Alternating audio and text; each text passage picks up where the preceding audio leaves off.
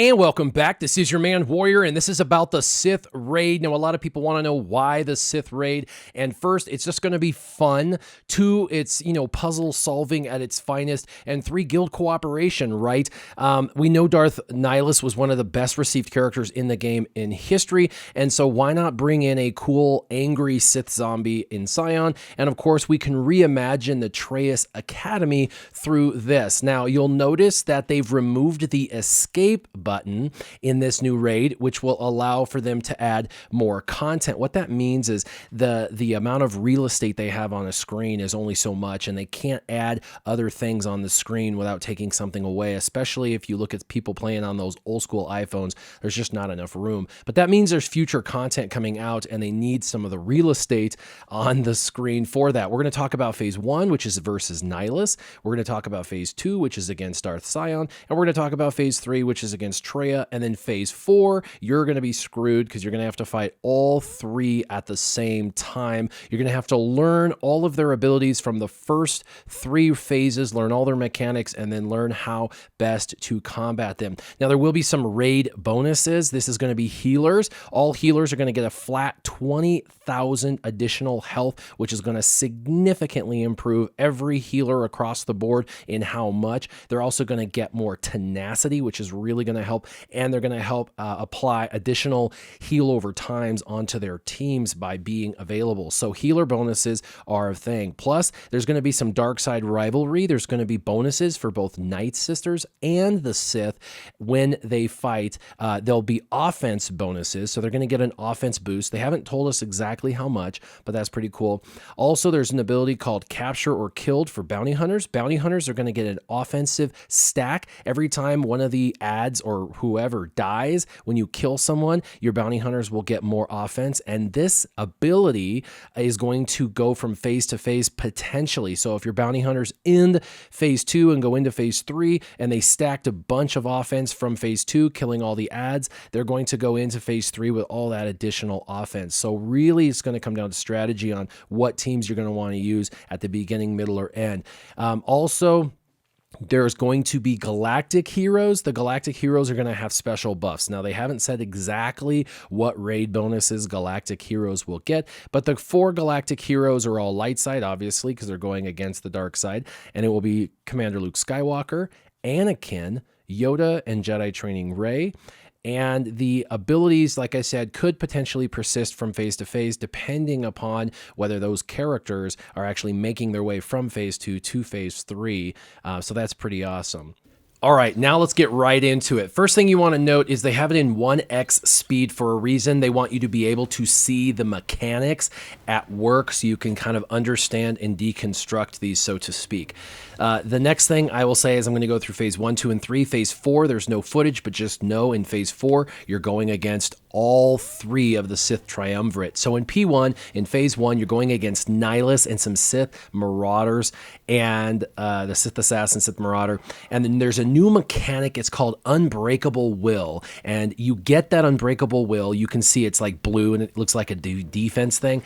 That Unbreakable Will is a super taunt of sorts, and that character cannot die. And each character can only use this once. Now, the way it was described versus the way it's working is different. The way it was described is that once you have it, everyone has to hit that character, and that particular character who's taunting can't die. If you notice in the footage, he's hitting everybody, including people that don't have this buff. So I believe things are not quite working right. This is why there was a delay. This video should have come out on Monday. It's Wednesday, and I still believe there's still more to change and fix. But when you kill the minion that has that particular taunt on it, it then gives it to you, and you get to have that. Now, the thing about these new mechanics like Unbreakable Will, this super taunt that allows your one character to not die, it can only be used by each of your characters once. So you're bringing in 5, means you can only use this new mechanic Unbreakable Will 5 times. That's it. Now, it will also reduce the actual amount of damage done, and it keeps the team dispelled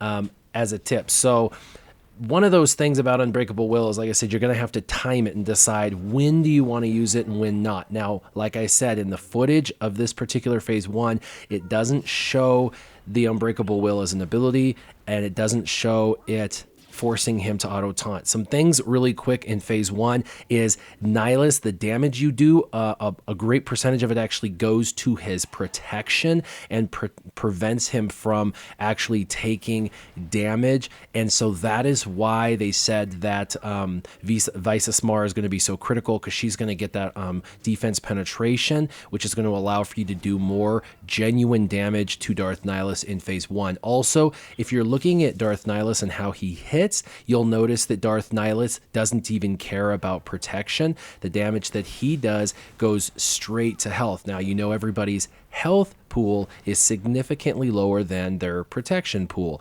and so that means that your health is going to go down drastically and much faster than normal. And so with that, you're going to need to bring a healer or a healer type team. Now, the one they're using is phenomenal. This is an excellent team. Just note that every team that they showcase isn't necessarily the most overpowered team composition, but you can see that Unbreakable Will buff is now over that Sith Marauder, and whoever, when they kill it, that will give it to another character. Like I said, it's one of those things, it's supposed to be a super taunt and you can't die, but it's just not working as intended, or they are going to be changing it from the time that they explained it to us. So good teams to bring into phase 1 are going to be any healer type team, any team where you're going to have healers that are going to help, or any characters that are going to help with that armor penetration. And really, again, the new character is that. If you look at the top bar real quick, you'll notice that purple bar over the blue bar is how much protection that damage has been converted from what you've done to him to what is actually being damaged. So if you look, you'll see there was a purple bar up in the green bar that grows. That growing purple bar will prevent you from actually hitting him for what you want to hit him for. That is why Visasmar is so critical. She helps reduce that purple bar. Now we're going to go ahead and go into phase 2. And in phase 2, if you look to the bottom left, right above Gear 12, you'll see Asajj Ventress. You'll actually see there's a dead Jedi. There's like a bunch. This is crazy. This is the proving grounds, and they've got dead bodies everywhere. So it's awesome. Now you're going to be in Sion's house, and so this is his deal. There's 3 ads in this, so anyone who where you have to have a lot of ads to kill to gain bonuses, you would want. So remember those raid bonuses. Bounty hunters would be great here. You'll also notice that the Night Sisters are good here. Now, for his special ability that's in, it looks like it's working right in the video footage. It's called Cycle of Pain and then Cycle of Suffering. Cycle of Pain, if you look, is the little like skulls, right? The Cycle of Pain is the little skulls over the head, and some have 1, some have 2. It'll show a little 2 above that. And the way that works is it actually benefits both him, Sion, and you. So what it does is it damages him, it damages them, and it causes them to do more damage. So he does more damage, and they do more damage, and it makes you stronger, but it in turn makes him stronger, which is pretty dangerous. And if you notice, the pain is going up and up and up. It goes from 2 to then 3, from 3 and then 4, and then 4 into 5. When you get to 5 of these cycle of pains, it will convert to a cycle of suffering.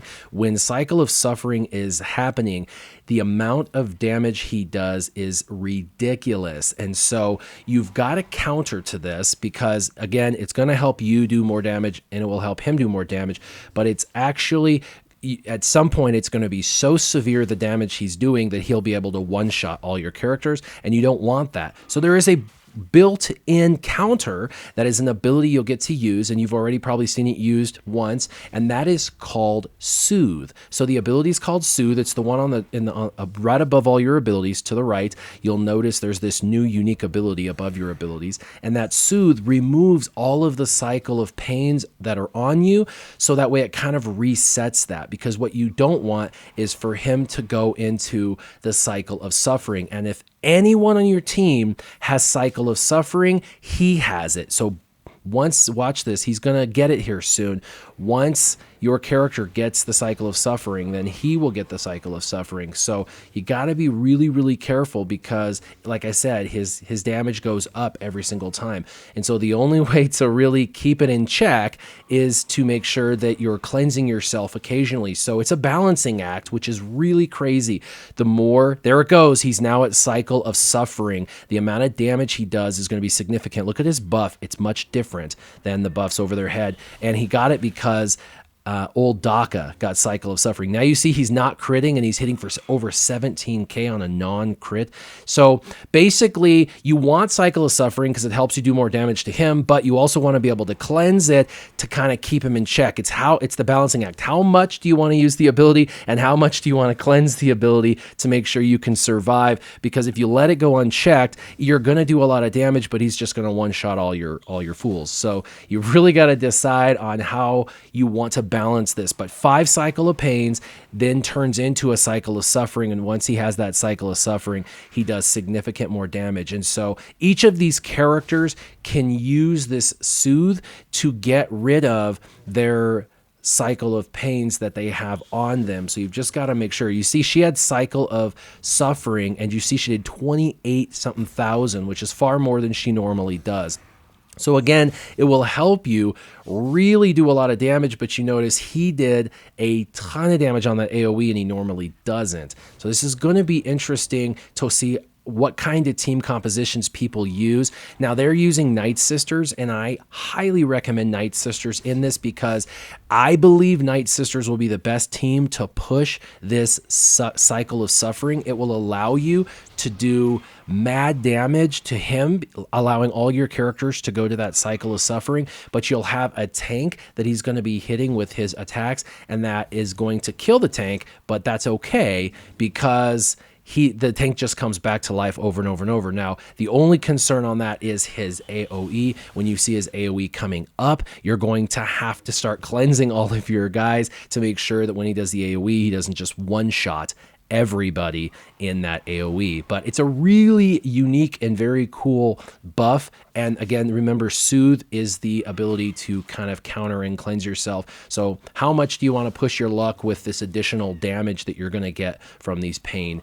debuffs? But you can see the cleansing capability and the damage, and by himself he normally takes 3 turns in a row. You can see he just did that, and when he kills he gets another turn, and so it's pretty insane. You'll start to see, because of cycle of suffering, that his damage goes up. Now into phase 3, we're going against Darth Treya. You can see she's got 3 dark lightsabers, and you're probably wondering, why does one have a buff and the other 2 have a different buff? So they give themselves random buffs and they inflict random debuffs. Do you see that one was a daze, and he has himself retribution? The other 2 have foresight, and the foresight was random as well. When they hit your characters, they will inflict random debuffs. Now, something else you will notice is this little blue dude over Darth Treya's head, and every time someone uses an ability, it goes up. Now, that is called Bonds of Weakness, and what's happening is she is getting Bonds of Weakness, and every hit increases Bonds of Weakness. Now, if you watch, that's dope. Every time you use an ability, Bonds of Weakness goes up, and everyone on your team takes blue damage. That blue damage is the Bonds of Weakness damage. So it starts off small damage, but see, we just took damage now from that Bonds of Weakness. So every time you hit her, she gets the more Bonds of Weakness, and it increases the blue damage being dealt to all of your characters. It's getting worse and worse and worse. It goes to 12, and look, blue damage is now 1,200 damage. It started off with only a couple hundred. She's got 12 Bonds of Weakness, and now she's doing 500 damage because of Bonds of Weakness to us through her attack. So she's just constantly wearing you down with these Bonds of Weakness, and it's every single time you take damage. Now, there is a counter. It's called Stand Alone. That's a counter, and what's going to happen is it will convert the battle into a one-on-one battle versus her. It will cleanse all those bonds off of her, and it will allow for you to have one character go against her, and it'll be a one-on-one, and she'll cleanse those Bonds of Weaknesses. So that's pretty cool. When you remove that character, it will give bonuses to that character based on everyone that you remove. So those characters that you remove, they're going to give bonuses based on what they are. If they're support or tank, they're going to give bonuses of durability and health. If they're attackers that are removed, it's going to bring about more offense for that person that's standing alone. But at some point, she's going to be doing so much AoE damage because of that Bonds of Weakness, that blue buff over her head, that you're going to have to cleanse it off of her, and the only way to do that is to stand alone. Now, like phase 1, you can only use this stand alone special ability, which is the unique special ability to the right above your abilities, once per person in the phase. So you've only got 5 people, which means you can only use standalone 5 times, and means you can cleanse those Bonds of Weakness off of her only 5 times. So this is going to depend on what kind of characters you take in for sure. Now, good teams, they brought in the Sith. The Sith work really well under a Nihilus lead on her, because Bonds of Weakness will do a lot of damage to your team, and Nihilus lead is going to allow for all your characters to be able to regain all of the damage from Bonds of Weakness. And by the way, that answers the question. Darth Nihilus does do his 100,000 damage to the raid boss, which he has done with other raids. So that's a good question a lot of people had. So that's basically how Phase 3 in Traya works. And as far as teams, a Darth Nihilus-led Sith team is really probably going to be your best bang for your buck in this particular phase. Now, there's probably going to be multiple teams you'll need at first in each phase, because right now we don't know a whole lot about each phase. You can see they got their new random buffs on themselves, and they're now randomly inflicting unique debuffs as they attack, and that is wicked. I love that attack. So nobody has cleansed those Bonds of Weakness off of her yet, and so she continues to do that blue AoE damage every time she takes a turn to everybody on the team. And now they're going to use stand alone, and it says, do you want to do this in Phase Star 3 alone? So Savage is now standing alone. He's the only one that can attack. Everybody else has that little triangle buff while he takes his turn. And watch, he took all these bonuses from everybody, and watch the amount of kind of like damage that he's capable of. Now that stinks because he had foresight, probably should have hit Traya, but it was just a one shot right there. Pretty awesome.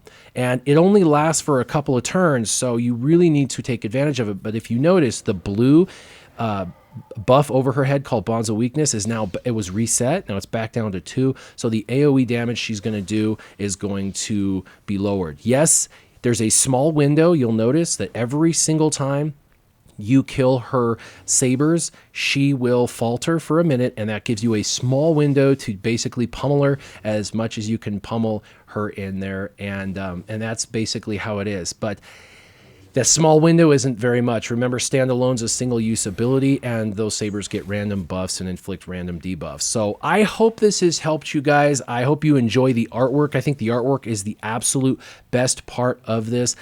I really enjoyed going out and checking this out, and I know they're still working on it, but I hope that you guys really enjoyed all of the content that we've put out. If you have any questions about the raid, make sure that you leave them in the comments down below. And as always, keep your gaming on. Warrior out.